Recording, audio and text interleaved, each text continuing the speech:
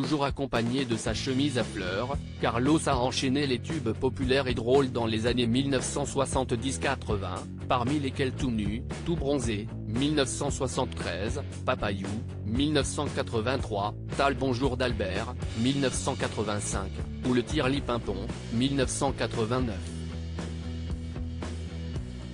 Mais le 17 janvier 2008, soit il y a 15 ans jour pour jour, sa sœur Catherine Dolto-Tolić annonçait son décès au journal Le Monde, alors qu'il n'avait que 64 ans.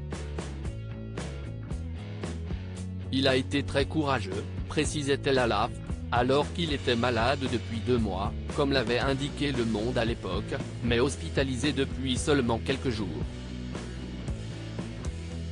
Une mort causée par un cancer du foie, qu'elle avait qualifié de foudroyant. Cette disparition avait également beaucoup attristé Sylvie Vartan, pour qui il était devenu assistant dans les années 1960 avant de chanter avec elle sur le titre 2 minutes 35 de bonheur. Carlos n'était pas seulement un ami, c'était mon grand frère. C'était un ami merveilleux, toujours gai, joyeux, avait-elle déclaré après sa mort.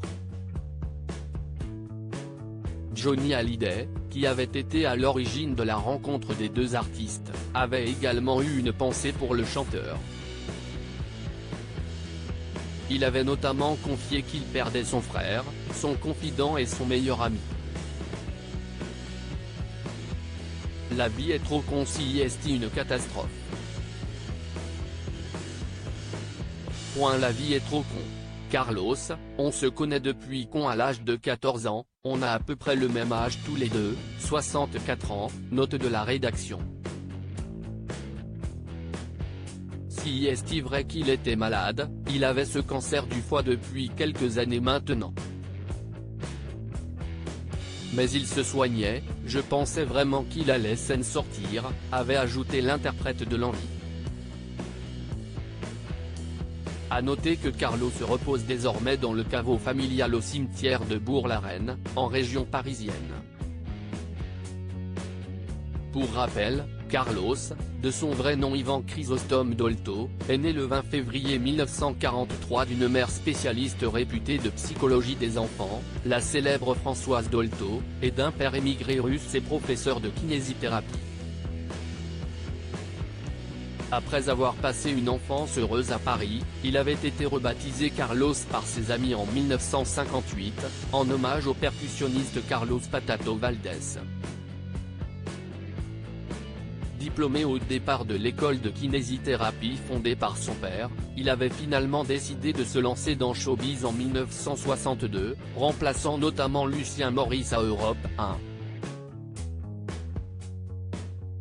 Après ses rencontres avec Johnny Hallyday et Sylvie Vartan, il avait obtenu son tout premier disque d'or avec Il y a des Indiens partout.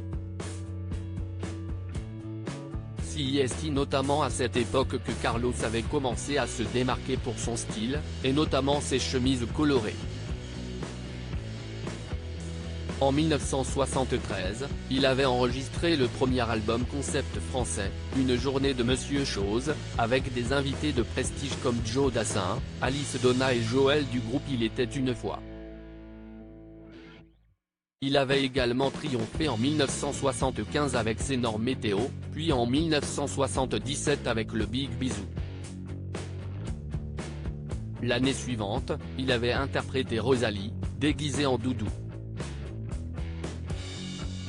A noter qu'en ce qui concerne sa vie privée, Carlos avait adopté avec sa femme Mimi un petit garçon originaire d'Asie prénommé Fan Ming.